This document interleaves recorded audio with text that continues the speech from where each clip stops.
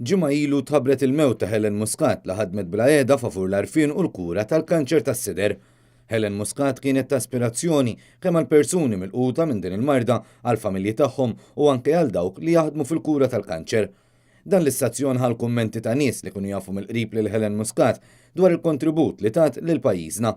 Gertrude Abela, il-President tal-Breast Care Support Group. Il-Helen inni nafa 14 sena mindu kelli il-kanser jiena, għax kont ġonjajt il-Breast Care Support Group u sibtu tajnuna ħafna. Helen għamlet ħafna xogħol tajjeb għal-awareness ħabba l-breast cancer. Jiena namira ġifieri għax baqgħet taħdem kważi sal-aħħar. Tkellimna wkoll ma' Evelyn Vella Brinkat li wkoll għaddiet minn din il-marda. Iva, sfortunatament il-Helen sirt nafa minħabba l-marda tal-kanċer li jiena ħarġitli u kienet ta' ispirazzjoni mhux biss għalija però għal kull min intlaqat b'din il-marda. Il-kanċer tas-sider ma jolqotx biss lin-nisa, iżda jista' jolqot ukoll lill-irġiel.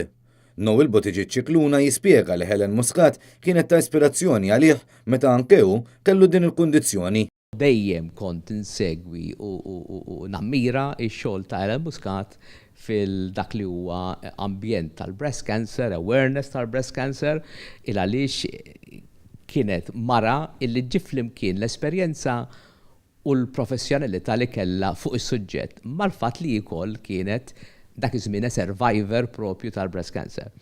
Li ġara però kien li meta jien ukoll spiċċajt breast cancer il għaliex għalkemm huwa rari imma kull 4-5 fis-sena anki l-irġiel ikollhom breast cancer, istednitni biex ninaqat mal-board tal-Action for Breast Cancer Foundation. Tkellimna wkoll ma' Shirley Fenech-Imbrol li kienet l-ewwel infermiera fil-kura tas-sider f'pajjiżna. Helen, hemmhekk waqt f'dan il-kors kont sirt naf verament kemm hija bniedma altruista u dejjem lesta biex tgħin lil kull min imur japproċċja b'xi problema u taħdem wis kienet biex il-kwalità tal-ħajja tal-pazjent vera tagħmilha mill-aħjar. Staqsejna wkoll dwar kemm importanti lin nisa li jkunu mistiedna jattendu għal mammogram permezz tal-Programm Nazzjonali tal-Breast Screening jilqgħu l-istedina. Il-National Screening Program beda 4 snin ilu, minn dak iż-żmien ġifieri kif jgħidu invitaw l-ħafna nisa minn mar u minn ma marx, imma minn mar vera kellu għal xiex ikun ferħan kif jgħidu għaliex instabu ħafna cancers li kieku ma kienux instabu għawara sentejn. Ma jibżawx jiċċekjaw lilhom infushom u ma jibżawx lanqas jagħmlu t-testijiet il-mammogram għaw biża li forsi tweġġa mu veru xejn. Daqsxejn discomfort veru, però lek tieħu injection ukoll għandek daqsxejn discomfort, jiġifieri m'għandekx affarijiet kbar. Però tista' salvalek ħajtek.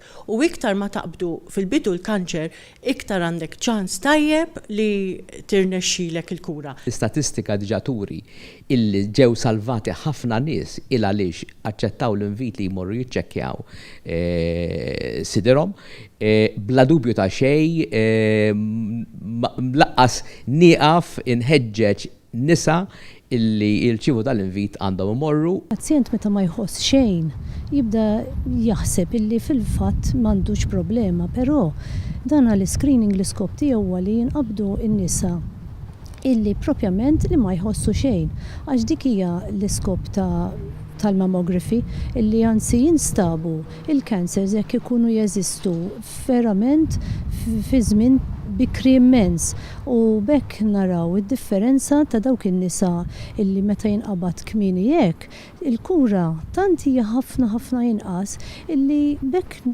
il-pazjent stess jibda jirrealizza waħdu anzi kemm kienet ta' importanza li jirrisponda għal din l-invitation. L-eżempju ta' Helen Muscat għandu jkompli jkun ta' ispirazzjoni għal kulħadd.